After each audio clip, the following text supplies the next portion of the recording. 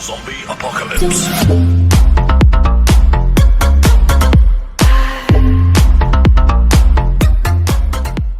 Pagi kita bersama dengan yang berbahagia Datuk Dr. Misrin Radin, Pengarah Jabatan Pendidikan Negeri Sabah yang sudah pun bersama dengan kita di Konti Sabah FM ini untuk kita bercerita berkenaan dengan pengoperasian pembukaan sekolah bagi Negeri Sabah.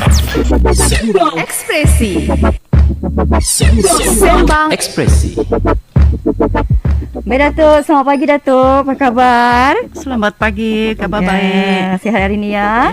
Alhamdulillah. Okey, hari ini Datuk sebenarnya kita nak bercerita berkenaan dengan pengoperasian pembukaan sekolah bagi negeri Sabah. Jadi seperti yang diumumkan dalam sidang media oleh Yang Berhormat Menteri Pendidikan Malaysia, dan saya pasti juga telah diambil maklum oleh pihak awam terutamanya ibu bapa bahawasanya sekolah akan mula melaksanakan pengajaran dan juga pembelajaran secara bersemuka mulai 4 Oktober ini Datuk. Jadi dalam bahasa mudahnya setelah sekolah ditutup mulai 8 Mei 2021 akibat daripada pandemik COVID-19, dan kini sekolah akan dibuka semula mulai 4 Oktober 2021. Jadi mungkin boleh Datuk kongsikan kepada pendengar Sabah FM terutamanya ibu bapa ataupun penjaga yang sedang mendengar ketika ini berkenaan dengan pembukaan semula sekolah mulai 4 Oktober ini Datuk, silakan. Ya, terima kasih DJ Fatin. Pertama saya ingin mengucapkan terima kasih kepada RTM sebab memberi peluang kepada Jabatan Pendidikan untuk berkongsi maklumat tentang pembukaan sekolah ini melalui radio yang tentunya ramai pendengar di luar sana. Memang benar seperti yang diumumkan oleh Yang Berhormat Menteri Pendidikan Kanan pada 12 September yang lepas, sekolah akan dibuka semula untuk melaksanakan pengajaran dan pembelajaran secara bersemuka mulai 4 Oktober 2021 bersamaan hari Isnin, iaitu 5 hari dari hari ini. Hari inilah. Namun begitu, pembukaan semula sekolah ini adalah tertakluk kepada fasa dalam Pelan Pemulihan Negara, iaitu fasa 1, fasa 2, fasa 3 dan fasa 4. Setiap fasa tersebut mempunyai kaedah pembukaan sekolah yang berbeza. Dan pada masa ini negeri Sabah berada dalam fasa yang kedua dalam Pelan Pemulihan Negara. Oleh itu pada 4 Oktober 2021 kita akan buka sekolah berdasarkan garis panduan pembukaan sekolah di negeri fasa kedua dalam garis panduan yang dikeluarkan oleh Kementerian Pendidikan Malaysia. Baik Datuk, dan dalam fasa 2 Pelan Pemulihan Negara ini kita nak tahu adakah semua murid akan datang ke sekolah atau bagaimana? Tidak Puan. Dalam negeri fasa yang kedua Pelan Pemulihan Negara, hanya 4 kategori murid yang akan hadir ke sekolah di negeri Sabah ini, iaitu pertama murid tingkatan 6 semester 2 atau biasa kita panggil tingkatan 6 atas. Kedua murid yang berkeperluan khas,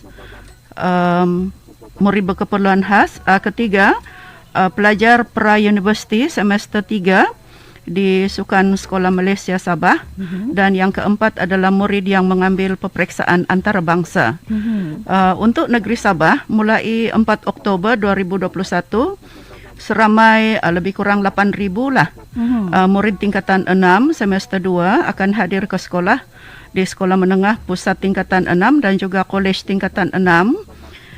Sekolah swasta juga mempunyai 201 pelajar tingkatan 6 atas yang mereka panggil sebagai senior 3. Senior 3 ya.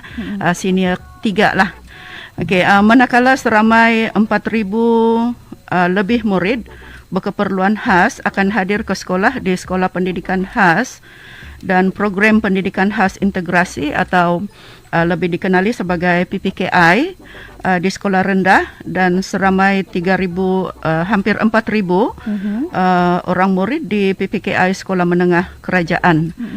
Di sekolah swasta kita ada lebih kurang 20 orang murid PPKI. Di sekolah Sukan Malaysia Sabah pula seramai 24 orang pelajar pra-universiti semester 3 akan hadir ke sekolah. Dan dari sekolah antarabangsa, murid yang mengambil peperiksaan antarabangsa mempunyai 63 murid yang juga akan hadir ke sekolah pada 4 Oktober ini. Kita ada 4 sekolah antarabangsa yang menawarkan peperiksaan antarabangsa, iaitu 2 di Kota Kinabalu dan 2 lagi di Tawau. Jadi pada 4 Oktober 2021 sejumlah lebih kurang hampir 17,000 lah orang murid yang boleh hadir ke sekolah, ya.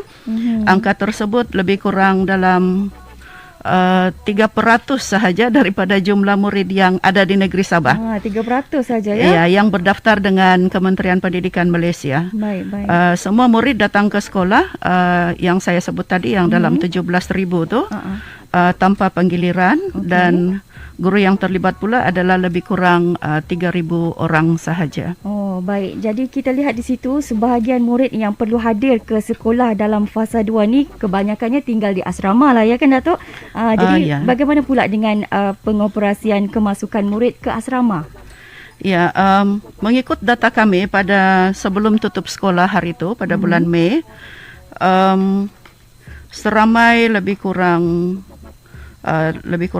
hampir 3,000 lah, 2,500 begitu, murid tingkatan 6 semester 2 dan seramai 112 murid berkeperluan khas tinggal di asrama. Sekolah di bawah Kementerian Pendidikan Malaysia, iaitu asrama sekolah kerajaan lah. Kemudian murid-murid asrama ini akan mendaftar masuk di asrama pada 3 Oktober nanti, iaitu bersamaan hari Ahad, sehari sebelum persekolahan bermula. Ya. Baik. Jadi tentu Kementerian Pendidikan Malaysia juga mempunyai ketetapan khas ataupun orang kata sebagai prosedur operasi standard SOP bagi mencegah jangkitan COVID-19 di asrama, ya, Datuk. Ya. Jadi mungkin ibu bapa yang sedang dengar siaran ini mungkin nak tahu juga, mungkin ada sebarang pembaharuan SOP mungkin. Datuk, silakan. Ya, tepat sekali, ya. Kementerian Pendidikan Malaysia melalui dokumen garis panduan pengurusan dan pengoperasian sekolah 3.0 yang dikeluarkan pada 24 September 2021 telah menyenaraikan SOP yang perlu dilaksanakan oleh sekolah sebagai pencegahan berlaku jangkitan COVID-19 di asrama dan juga di sekolah. Antara langkah pencegahan adalah melalui penggunaan kit ujian kendiri, ya. Kementerian Pendidikan Malaysia telah membekalkan sekolah dengan kit ujian kendiri COVID-19 ini. Kit itu telah pun sampai di sekolah, ya. Ujian kendiri COVID-19 kepada murid asrama sepenuhnya, maksudnya untuk tingkatan 6 semester 2 ini, yang murid yang tinggal di asrama SMK Agama, walaupun dia bukan berasrama penuh, tetapi 100% murid di situ tinggal di asrama. Jadi dipanggil murid asrama sepenuhnya. Ujian akan dilaksanakan sebanyak 3 kali, iaitu kali pertama semasa murid kembali ke asrama, iaitu hari pertama lah dia balik ke asrama. Kedua pada hari ke-6 berada di asrama, dan ketiga pada hari ke-14 berada di asrama. Jadi untuk murid yang sepenuhnya tinggal di asrama akan menjalani ujian sebanyak 3 kali, ya. Bagi murid asrama harian pula, asrama harian ni ada yang tinggal di asrama, ada yang balik rumah. Ya. Jadi ujian kendiri COVID-19 ini akan dilaksanakan pada hari pertama sahaja semasa murid kembali ke asrama, dan ujian kendiri bagi murid asrama harian dijalankan jika murid itu bergejala atau menjadi kontak rapat kepada pesakit COVID-19 semasa berada di asrama ataupun di sekolah. Jadi ibu bapa juga diminta diberi tanggungjawab lah untuk melaksanakan ujian kendiri COVID-19 ini kepada anak atau jagaan masing-masing sekiranya murid itu balik ke rumah atas sebab-sebab kecemasan, seperti urusan kecemasan, kematian, rawatan di klinik, hospital atau lain-lain. Jadi apabila dia balik ke asrama itu, murid itu kenalah mengambil balik ujian kendiri COVID-19 tersebut. Itu antara peraturan yang baharulah yang dikuatkuasakan di asrama Kementerian Pendidikan Malaysia. Baik, saya kira ini juga satu tanggungjawab juga kepada ibu bapa ataupun penjaga untuk mengambil berat tentang pelaksanaan ujian kendiri COVID-19 ini kan. Ya. Baik, sebelum kita nak dengar lagu ni, Datuk, kita nak tanya satu lagi soalan. Kalau dalam fasa 2 Pelan Pemulihan Negara ini hanya 4 kategori murid yang hadir ke sekolah. Apa pula berlaku kepada murid prasekolah sampailah ke tingkatan 6 rendah, Doktor? Datuk? Oh ya, murid dari prasekolah hingga ke tingkatan 6 semester 1 atau 6 rendah ini akan meneruskan pengajaran dan pembelajaran dari rumah ataupun yang kita kenali sebagai PDPR. PDPR. Ya. Jadi PDPR tetap akan dilaksanakan juga ya. Ya. Baik, kita nak berehat seketika, Datuk, dan selepas ini ada banyak lagi sebenarnya soalan kita nak tanya berkenaan dengan pengoperasian pembukaan sekolah bagi negeri Sabah. Jadi anda kekal terus mendengarkan kami di Sabah FM. Sebenarnya ramai pelajar rindu nak masuk sekolah balik. Tapi tak apalah, kita terpaksa akur dengan apa yang berlaku, situasi terkini, semuanya demi membendung penularan COVID-19 juga sebenarnya, untuk diri kita juga sebenarnya ya. Baik, kita nak sambung lagi, nak bercerita berkenaan dengan pengoperasian pembukaan sekolah bagi negeri Sabah. Dan di konti sekarang ini kita bersama dengan yang berbahagia, Datuk Dr. Mistrin Radin, Pengarah Jabatan Pendidikan Negeri Sabah. Baik Datuk, kita nak tanya berkenaan dengan dokumen garis panduan pembukaan sekolah yang Datuk ada sebut tadi. Jadi mungkin boleh kongsikan sedikit apakah agaknya kandungan dokumen tersebut, Datuk? Ya, dokumen garis panduan pengurusan pengoperasian sekolah 3.0 ini agak tebal lah, 141 muka surat. Merupakan garis panduan yang lengkap dan komprehensif untuk panduan pegawai pendidikan daerah, sekolah ibu bapa dalam persediaan dan pelaksanaan termasuk murid dan guru ke sekolah. Pelaksanaan kemasukan murid dan guru ke sekolah di asrama. Begitu juga dengan anggota kumpulan pelaksana, begitu juga dengan kumpulan apa yang kita panggil support services itu, macam pengawal keselamatan, pekerja kantin dan sebagainya ya. Dokumen tersebut menghuraikan dengan terperinci tentang vaksinasi, keselamatan, panduan pengurusan ujian kendiri COVID-19, pengurusan asrama, pengurusan surau, pengurusan murid berkeperluan khas atau murid ni pendidikan khas, aktiviti sukan dan co-curriculum, PDP atau pengajaran dan pembelajaran bagi amali, seperti amali sains, amali yang lain juga, pengurusan pusat peperiksaan awam, SEGA. SEGA ni adalah ujian kecergasan murid, dan banyak lagi lah, termasuk juga peranan ibu bapa ada dalam garis panduan itu. Baik, bagaimana agaknya untuk cara untuk kita mendapatkan garis panduan tersebut untuk ibu bapa ataupun sekolah dan juga pemegang taruh yang lain nak dapatkan dokumen tersebut, Datuk? Ya, dokumen tersebut boleh diperolehi di portal rasmi Kementerian Pendidikan Malaysia. Dokumen ini juga telah diedarkan kepada semua pengetua dan guru besar dalam bentuk soft copy ya. Dan kita juga telah mengarahkan PPD dan juga pengetua guru besar ini menyebarkan soft copy itu kepada ibu bapa. Ya. Baik. Dan kita nak tanya, Datuk, apakah akan berlaku sekiranya PPN Negeri Sabah ini beralih dari fasa 2 kepada fasa 3? Adakah sebarang perubahan akan berlaku berkenaan dengan pengoperasian pembukaan sekolah ni, Datuk? Ya, mengikut garis panduan yang kita terima, sekiranya kerajaan mengumumkan peralihan Pelan Pemulihan Negara dari fasa 2 ke fasa 3, dari fasa 3 ke fasa 4 tu kan, Kementerian Pendidikan Malaysia memberi tempoh masa kepada kita, kepada jabatan PPD dan juga kepada sekolah 2 minggu. 2 minggu atau 14 hari lah untuk kita bersedia mengoperasikan kemasukan murid yang seterusnya.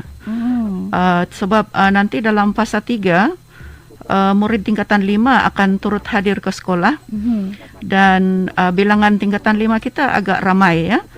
murid yang hadir dalam, jadi campur dengan lebih kurang murid tingkatan 5 kita yang berdaftar sekarang adalah dalam 40,000 jumlahnya. 40,000 itu dalam apa?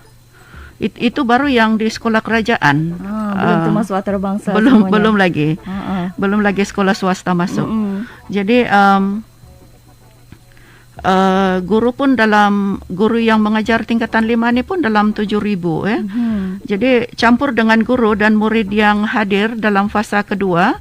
Sebab yang fasa kedua tu akan terus hadir, dia tidak akan berhenti ya. Okay. Jadi campur dengan guru dan murid yang hadir dalam fasa 2, jumlah yang akan berada di sekolah akan bertambahlah dalam fasa 3, dan kita perlu memberi panduan berkaitan SOP yang lebih ketat, termasuklah kaedah penggiliran datang ke sekolah dan juga penyuraian murid. Sebab isu yang lepas adalah di sekolah ni murid-murid ikut peraturan itu SOP, tetapi di bus stop di luar sekolah itu tak ikut. Jadi itulah ya semua yang kita perlu selesaikanlah dalam tempoh 2 minggu itu. Kementerian Pendidikan telah menyediakan lebih kurang 5 model penyuraian murid, dan kita akan tengok mana yang sesuai untuk satu-satu sekolah untuk fasa 3. Dan saya juga perlu melaksanakan libat urus dengan pejabat pendidikan daerah, dengan sekolah dan juga ibu bapa. Begitu juga dengan kami yang lepas ni untuk persediaan fasa 2 ni, kami juga telah membuat libat urus dengan student, dengan murid ya. Murid tingkatan 6 dengan support services, dengan ibu bapa dan juga lembaga pengurus sekolah, sebab kami percaya mereka semua boleh membantu kita dalam menguatkuasakan SOP dan juga peraturan-peraturan ya. Nanti dalam 14 hari sebelum selepas pengumuman fasa 3 itu, kita diberi tempoh 14 hari untuk kemasukan ke sekolah untuk fasa 3. Maksudnya katakan hari ini diumumkan peralihan fasa tu. Jadi kita diberi 14 hari mulai hari inilah. Jadi ke hari yang ke-15 tu baru sekolah buka dengan fasa yang ketiga. Jadi kita perlu memberi kefahaman lah apa tindakan kita mengikut garis panduan yang telah diberikan, supaya tidak berlaku penularan COVID-19 di sekolah dengan pertambahan bilangan murid dan juga guru ya. Baik. Dan saya berharap akan diberi lagi lah slot di Sabah FM ini untuk memberi penerangan. Sudah tentu. Kita sentiasa bersama dengan Jabatan Pendidikan. Dan akhir sekali, harapan Datuk untuk pembukaan semula sekolah yang akan dilaksanakan beberapa hari saja lagi ni, Datuk. Iya. Saya berharap agar pembukaan sekolah ini berjalan lancar dengan mematuhi SOP serta garis panduan lah yang garis panduan yang telah untuk kita patuhi. Keselamatan warga sekolah adalah keutamaan kita, dan kita perlu berusaha agar tidak berlaku penularan COVID-19 di sekolah lah ataupun di asrama. Dan semoga anak-anak tingkatan 6 semester 2, murid berkeperluan khas dan pra-universiti semester 3 serta murid peperiksaan antarabangsa yang mengikuti peperiksaan antarabangsa dapat belajar dengan tenang dan selamat secara bersemuka sehingga ke tarikh peperiksaan yang terakhir. Jadi itu harapan saya lah, dan kepada semua murid yang dari 4 kategori ini saya ucapkan selamat kembali ke sekolah. Ya. Baik, terima kasih banyak-banyak di atas masa yang diberikan oleh Pengarah Jabatan Pendidikan Negeri Sabah yang berbahagia, Datuk Dr. Mistrin Radin. InsyaAllah lain masa lain kita akan bersama lagi dengan yang berbahagia, Datuk. Terima kasih, Datuk. Terima kasih. Express. Zombie Apocalypse.